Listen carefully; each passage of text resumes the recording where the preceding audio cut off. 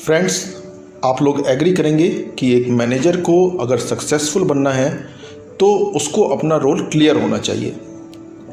Task और responsibilities तो बहुत हैं, पर अपना रोल सिर्फ 2 लाइन में क्लियर हो, ये बहुत ज़रूरी है।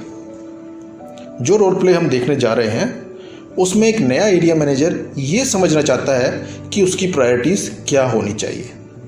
वो एक सक्सेसफुल एरिया मैनेजर बनना चाहता है और इसमें उसके आरएसएम किस तरह उसको हेल्प करते हैं, ये हम देखेंगे इस रोल प्ले में। हेलो साहिल, गुड मॉर्निंग। हेलो सर, कैसे हैं आप? मैं ठीक हूँ। मेरी कल आपसे बात हुई, आप काफ़ी परेशान लग रहे थे, तो मैंने सोचा आज सबसे पहले सुबह आपसे ही मिलते हैं और आपकी परेशानी दूर करते हैं। हाँ सर, मैं आपसे काफ़ी दिन से बात भी करना चाह रहा था। सर, जैसे कि अभी मैं नया एरिया मैनेजर बना हूँ, मैं एक सक्सेसफुल एरिया मैनेजर बनना चाहता हूँ, बट मुझे समझ में नहीं आ रहा मैं शुरू कहाँ से करूँ। कोई कहता है कि सेकेंडरी पे फोकस करो, कोई कहता है पीओबी बढ़ाओ, कोई कहता है डॉक्टर कन्वर्ट करो। मतलब मैं काफ़ी ज़्यादा कंफ्यूज हूँ। मैंने सुना है कि एक एरिया मैनेजर एफएसओ के लिए एक रोल मॉडल होता है, क्योंकि एक एफएसओ चाहता है कि एरिया मैनेजर उसकी टेरिटरी में आए, उसके डॉक्टर को कंसल्ट करे, उसको कन्वर्ट करे, उसके स्टॉकिस्ट से बात करे, स्टॉकिस्ट हैंडल करे। बट मैं एक सही फोकस नहीं बना पा रहा हूँ। क्या आप मुझे मेरे लिए कुछ आसान कर सकते हैं? ठीक है, देखो साहिल, कंफ्यूज होने की या परेशान होने की कोई ज़रूरत नहीं है। मेरे को लगता है इसका आंसर आपको खुद पता है, लेकिन फिर भी मैं आपको फैसिलिटेट करूँगा कि आप इसका आंसर जान सको। बिल्कुल सर, बताइए। देखो, सबसे पहले आप ये बताओ, किसी भी ऑर्गेनाइजेशन के लिए एक सक्सेसफुल एरिया मैनेजर कौन कहलाता है? सर, वही जो अपना सेल्स टारगेट रेगुलरली अचीव करे। अच्छा, अब ये बताओ, अगर सेल्स टारगेट वो अचीव कर रहा है, रेगुलरली कंसिस्टेंटली अचीव कर रहा है, तो ऐसा वो क्यों कर पा रहा है? सर, जरूर उसके एरिया में सेल्स अच्छी होगी, तो स्टॉकिस्ट उसको टाइमली ऑर्डर्स दे रहे होंगे, पेमेंट्स दे रहे होंगे। अच्छा, ठीक कह रहे हो आप, स्टॉकिस्ट टाइमली पेमेंट दे रहे होंगे और ऑर्डर भी लगा रहे होंगे, पर ये पॉसिबल किस सिनेरियो में हो पाता है कि स्टॉकिस्ट टाइमली पेमेंट दें और ऑर्डर लगाएं? सर, केमिस्ट्स को रेगुलरली ऑर्डर्स मिल रहे होंगे। अच्छा, केमिस्ट्स को पीओवीज अगर हो रही होंगी इसकी, तो मिल रहे होंगे इसको ऑर्डर्स। ठीक है। अब अगर मैं नेक्स्ट क्वेश्चन आपसे फिर दोबारा करूं कि ये सिनेरियो कब पॉसिबल होता है कि केमिस्ट ऑर्डर दे किसी एफएसओ को, तो आप तो खुद जानते हो, एफएसओ रह चुके हो, कि केमिस्ट से ऑर्डर मिलना इतना आसान नहीं होता। सर, जरूर केमिस्ट को डॉक्टर से ऑर्डर मिल रहे होंगे, प्रिस्क्रिप्शंस मिल रहे होंगे, डॉक्टर से पीओवीज मिल रही होंगी। तो अब आप बताओ, ये जो चेन अभी हमने देखी है, तो इसमें सबसे इम्पोर्टेंट जो पार्ट है वो किसका है? सर, डॉक्टर का। यस। तो साहिब, मेरे ख्याल से आपने अपना पहला पिलर, एक एरिया मैनेजर के लिए जो सबसे पहला पिलर है वो पकड़ लिया है। आपका सबसे जरूरी और सबसे पहला पिलर होता है आपका डॉक्टर। अगर आप अपने डॉक्टर को विजिट्स टाइमली दोगे, उनको सर्विसेज टाइमली दोगे, तो यही डॉक्टर आपको आपके बजट्स अचीव करने में हेल्प करेंगे। मैं आपको बता रहा हूं, अगर आपके डॉक्टर्स आपके हाथ में हैं तो आपके कोई बजट्स होने से नहीं रोक सकता। कोई दिक्कत, कोई स्टॉकिस्ट, कोई केमिस्ट, कोई दिक्कत नहीं कर सकता अगर आपके डॉक्टर आपके हाथ में है। बहुत जरूरी है एक डॉक्टर को अपने साथ में लेना। और देखो, आपको आपके जो करंट प्रिस्क्राइबर्स हैं उनको तो अपने साथ में रखना ही है, कंपनी की रेगुलर सर्विसेज देके, साथ ही साथ नए प्रिस्क्राइबर भी बनाना है। फ्रेंड्स, रोल प्ले के फर्स्ट पार्ट में हमें ये तो क्लियर है कि हमारे डॉक्टर्स हमारे लिए एक पिलर, एक स्तंभ की तरह हैं जिनको हमें मजबूत करना है।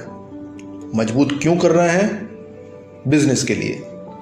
मजबूत करने के लिए क्या करना है?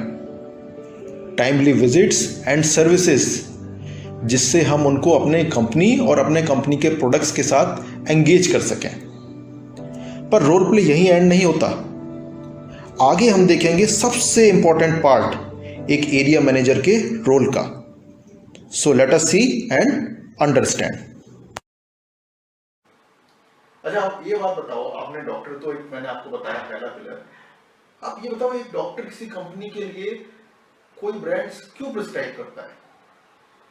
सर, जरूर डॉक्टर उस ब्रांड से सेटिस्फाइड होगा, उसके फीचर्स के साथ, उसकी प्राइसिंग के साथ। तो इन सब चीज़ों से हो सकता है और सोचो और क्या ब्रांड्स में और क्या देखते हो आप, एफएस तो रहे हो, आपने तो प्रमोट किया है। ब्रांड्स के फीचर्स होते हैं, प्राइसिंग होती है, स्कीम्स होती हैं, इन्वेस्टमेंट्स होती हैं, बहुत सारी चीज़ होती हैं। तो देखो सबसे जरूरी चीज क्या होती है कि जो ब्रांड का कम्युनिकेशन है, जो मार्केटिंग की तरफ से आता है, जो हमारी कंपनी उनको मैसेज देती है, वो ब्रांड से सेटिस्फाई होते हैं सबसे पहले। और ये मैसेज जो ब्रांड कम्युनिकेशन होता है वो उसको सही तरीके से मिलता है, तब डॉक्टर सेटिस्फाई होते हैं। तो ये मुझे एक बार बताओ, अब ये जो ब्रांड कम्युनिकेशन है या जो मैसेज जो दिया जाता है डॉक्टर्स को, ये अच्छे तरीके से कैसे दिया जा सकता है?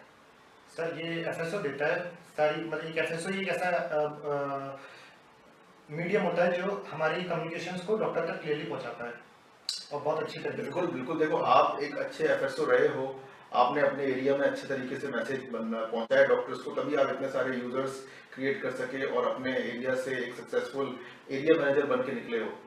तो अब देखो, आपको पहला पिलर मैंने डॉक्टर बताया, अब दूसरा पिलर आपके लिए जो रहेगा वो होगा आपका एफएसओ। और क्योंकि आप एक नए एरिया मैनेजर हो तो मैं आपको बता रहा हूं, आपके एफएसओ का डेवलपमेंट बहुत ज्यादा जरूरी है आपके लिए।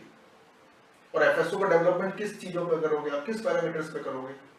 उसकी डिटेलिंग में, उसके आरसीपीए में, साथ ही साथ उसकी कॉल प्लानिंग में, वो इन क्लिनिकली डॉक्टर से किस तरीके से अपने रिलेशंस बना रहा है उसमें। और देखो ये सारे के सारे पैरामीटर्स जो हैं ये आपको हेल्प करेंगे आपके एफएसओ से बेस्ट आउटपुट लेने में। देखो आपको मैनेजमेंट करना है, आपको अपने एफएसओ को समझना है, उसकी प्रॉब्लम समझनी है, और एक एरिया मैनेजर के तौर पे आपको उसकी प्रॉब्लम्स का सॉल्यूशन उसको देना है। अगर आप उसकी प्रॉब्लम्स का सॉल्यूशन उसको दे पाओगे तो इस पिलर को आप इतना स्ट्रेंथन कर दोगे कि ये पिलर आपका जो दूसरा पिलर है डॉक्टर के साथ मिलके आपकी सारी प्रॉब्लम सॉल्व कर देगा। ठीक है सर, मैं समझ गया। मैं इनको अपनी स्ट्रेंथ बना के अपने एफएसओस को ट्रेन करूंगा और इसको अप्लाई करूंगा आगे। तो ये देखो दो पिलर्स हैं, आपको कोई परेशान होने की, कोई कंफ्यूज होने की जरूरत नहीं है। एज ए एरिया मैनेजर आपको दो चीजों पे काम करना है। पहली चीज, आपको अपने एफएसओ का डेवलपमेंट देखना है, उसको हर चीज में ट्रेन करना है, परफेक्ट बनाना है, क्योंकि वही डॉक्टर के सामने आपको रिप्रेजेंट करता है। और दूसरा पिलर आपका डॉक्टर, वहां पे आपको अपनी सर्विसेज, अपने विजिट्स टाइमली देनी है और डॉक्टर्स के साथ कंपनी के रिलेशंस बना के एक अच्छा रैपो डेवलप करना है। नए डॉक्टर्स डेवलप करने हैं और साथ ही साथ करंट जो डॉक्टर्स हैं उनको मजबूत करना है। ठीक, समझ गए हो आप? बिल्कुल सर, मैं समझ गया। I hope you will implement this and emerge as a successful area manager. Definitely sir.